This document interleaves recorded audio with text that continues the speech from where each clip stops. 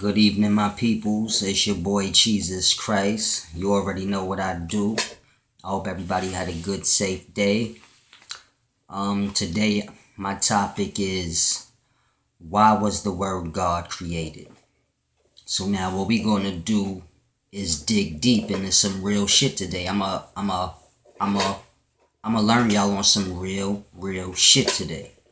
Now the first thing we need to do is figure out what God means. So God basically means supreme being, creator. Look it up on your own time. Now, what we need to do then is figure out, because we got mad different labels for God. Jesus is God, Allah is God. Some people say the Son is God. The devil is God. We got mad different definitions and things that's God. But most of these things we can't even see. So now let's trace the word. We know the word was made up. So now let's see what other word is similar. So now if you go back to ancient Egypt, you have a word netter. Now, there's no real equivalent word in meaning of never. Netter, meaning there's no word that we have today that is the same thing as netter. So what they did is say basically God is the word that it means netter. But let's see. Now, to the great and supreme power, the Egyptians gave the word netter.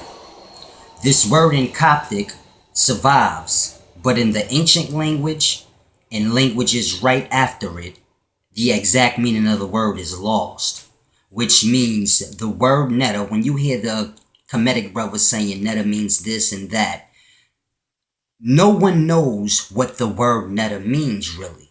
These is just assumptions that these white people try to figure out, but no one ever actually figured out what the word netter means.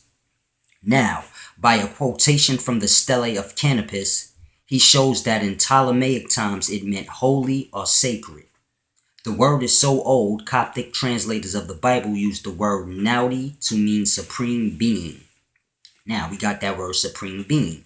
Netter, basically, in some sense, means supreme being, just like God. Okay, so now, we got to figure out, what does netter mean? What did the Egyptians mean when they were saying netter? Because once we can figure that out, then we can actually figure out what and who is God. Because right now we saying this is God, that is God, this is God, blah, blah, blah. Nobody knows what God is or looks like. Nobody knows what God really means. We just know it's a supreme being. That at the end of the day, that's all we really can truly say it is. And netter is basically like the same thing. But now we got to figure out what the Egyptians meant when they were saying it. Because right now when we saying it, we don't mean shit. Because everybody got different meanings of what it means. But when the ancient Egyptians used the word netter, they were specifically talking about a specific supreme being that they could see and that they could get in touch with. And this supreme being was the earth. All the definitions you have of God and all the stories in the Bible you could think, like the story of Noah and all of these things, if you remove the word God and you put the word netter, which is the name of the earth, the stories will start to make more sense. It's still gonna be bullshit in there because it's make-believe shit in there mixed in with real shit. But you will see a clearer picture when you are reading the Bible and you replace the word God with netter. And we know netter is the earth. Now, we have to understand and figure out, why did men create the word God instead of continuing to use the word netter? Why did they create the word God? Why did they create the Bible and make the God like some type of manly thing or some type of thing that we can't reach out to and basically solidify that it's a real thing? See, they done turn God into some type of faith thing where you have to have faith that it's real or just believe it's real. But the ancient Egyptians knew netter was real. We could deal with it. We can actually have a relationship with it. See, now we waiting for it to have a relationship with it all. It's not nothing solid. So now we got to figure out, why did men do this? Why was this world God created we know it was created to confuse men, but for what reason? Why wouldn't they want us to know that the earth is the God that all these texts are talking about? And I'm going to break it down to you simply. See, the earth is worth a lot. She provides food for everything on it. She provides water for everything on it. She provides minerals. She provides gold. Everything you've ever seen, she provides it. So now you figure all the things that you pay for, earth provides it to man for free. One man comes along and decides to sell Earth's the shit that Earth produces for us. He decides to sell it to us knowing that it's free. Now, how can he continue to do that without us saying, hold on, Netta is all of our God, and she does this for all of us. How can you sell it to us? So this, you can see now, is why the word God was replaced with it. Because now when you keep saying God, you lose the essence of Netta. You lose the relationship to say, oh, the earth is Netta, and this is her name, and she is our God. She feeds us, she protects us, blase, blase, blase. Because be clear, the sun is like Earth's God. He shines down on Earth, not you directly. If he shined down on a man directly, a nigga will burn the fuck up. Earth protects you from the sun rays and makes sure you get what you need, and not more, not less. So the earth is what's sustaining you. The earth is what's protecting you. The earth is what's feeding you. The earth is why you're here. So you have to understand this. When they were saying Netta and they was praising things, they didn't praise nothing more than the earth. They have an African painting, an Egyptian painting, and it looks like a woman is hovered over the whole earth. That woman is the earth. That's Netta. See, we got to get a clearer understanding and stop listening to these white people and their definitions, because they never decipher these things. They've only admitted to deciphering some of it. And what they deciphered, they ain't really deciphered.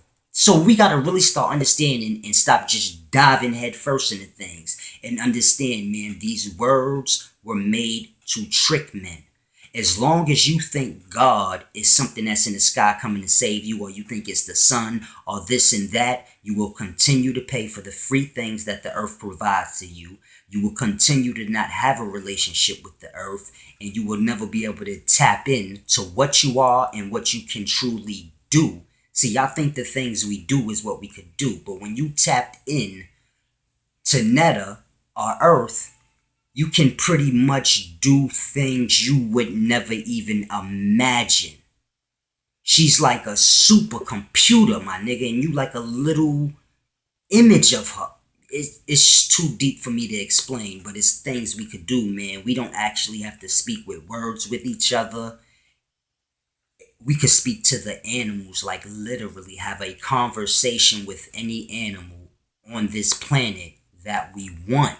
And I don't mean no spooky shit. I'm talking real conversation, like where you understand them and they understand you, and no words were used, and just perfect harmony. See, the pyramids were built because of unity amongst everything on earth. Men, animals, everything played its part in making that happen. And we don't understand that, and that's why everything looked difficult to us, because we forget every machine and piece of technology we have, it is an imitation of something organic. A plane is an imitation of a bird, which is organic. A crane is like an imitation of an elephant. So every gadget you see we use to build and make our life easy, we already have that here organically. But we're not using it because we're tapped out. We don't see everything is alive anymore. The earth is not alive. We damn near stop. We damn near to the point where we're looking at men, certain races of men, as not real or not alive. So we're starting to lose our sense of what life is and what is alive and what's conscious. And once you realize things is conscious, then the first thing you think is to communicate with them and build a relationship with them.